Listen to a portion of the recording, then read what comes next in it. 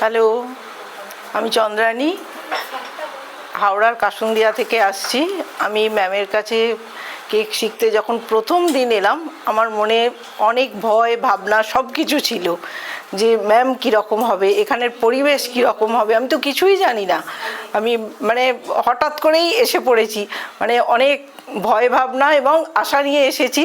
তারপরে প্রথম দিন আমরা শিখলাম বেকিং, কি করে বেসটা তৈরি করতে হয় সেটা আমরা শিখলাম। এবং একদিনে একটা সারাটা দিনের মধ্যে এতগুলো জিনিস আমরা বেসটা তৈরি করব সেই ধারণাটাই আমার ছিল না। আমি নিজেই আশ্চর্য হয়ে গেলাম যখন সন্ধে 6টা সাড়ে 6টার সময় আমাদের এতজনের কেক বেস তৈরি হয়ে গেল। আমি নিজেই অবাক হলাম যে এতগুলো কেক একদিনে করা সম্ভব।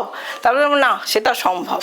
সেদিন হয়ে গেল এবং ম্যাম তো ভীষণই ভালো, এখানের পরিবেশ বা এখানের সবাই, এবং অর্পিতার হাতের চা, এখানে খাওয়া দাওয়া সব ভীষণ আমরা এনজয় করেছি। প্রথম দিন হয়ে গেল, বাড়িতে গিয়ে সবাইকে বললাম যে আজকে ভীষণ মজা করে কিভাবে কেক তৈরির বেসটা করতে হয় সেটা আমরা শিখে এলাম। দ্বিতীয় দিন বেশ কনফিডেন্স নিয়ে এলাম যে আজকে আমরা কেকটা সাজাবো, কি করে কাটবো, কি করে সাজাবো, সব কিছু আজ আমরা শিখবো। সেকেন্ড দিন আমরা এলাম, এসে ফ্রিজ থেকে সব কেক বার করা হলো। তারপর সেটাকে ক্রিম কি করে তৈরি করা হয় প্রথম আমরা সেটা শিখলাম।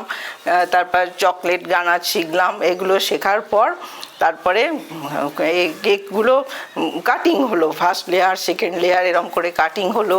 তারপর সেটাকে আইসিং করা কি করে করতে হয় সেটা আমরা শিখলাম। এবং সেটা শিখতে গিয়ে প্রথম তো যখন শিখছি তখন মনে হচ্ছে কী করে করবো, না ও বলছে আমারটা হয়ে যাচ্ছে, আমি ভাবছি এই আমারটা হচ্ছে না তো, আমারটা কি সবার শেষ হবে নাকি। এই করতে করতে সেটাও শিখে গেলাম। তারপর কাপ কেক হলো, গ্লাস কেক হলো, আস্তে আস্তে কেক সাজানো হলো। নিজেই তারপর কিন্তু দিনের শেষে অবাক হয়ে গেলাম যে এগুলো আমরা নিজে হাতে করলাম, নিজেই অবাক হলাম। তারপর সেদিনও বেশ আনন্দ নিয়ে বেশ অনেকটা কনফিডেন্স নিয়ে বাড়ি গেলাম যে না, এবার আস্তে আস্তে অনেকটাই শিখেছি, এবার পারবো। হয়ে গেল থার্ড দিন, আজকে এসেছি। আজকে এসে কেক তারও বেশি কি করে গার্নিশ করতে হয় সেটা শেখা হলো। নিজের হাতে নজেল দিয়ে কিভাবে গোলাপ ফুল করছে, কিভাবে কেকটাকে আরও ভালো করে সাজানো হচ্ছে সেইগুলো শিখলাম। এবং আনন্দ করে খাওয়া দাওয়া সব হলো।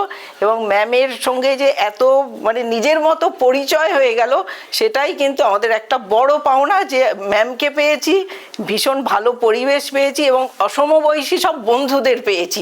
এটার জন্যে খুব আনন্দিত এবং এখানের সঙ্গে আরও সারা জীবন লেগে থাকতে চাই।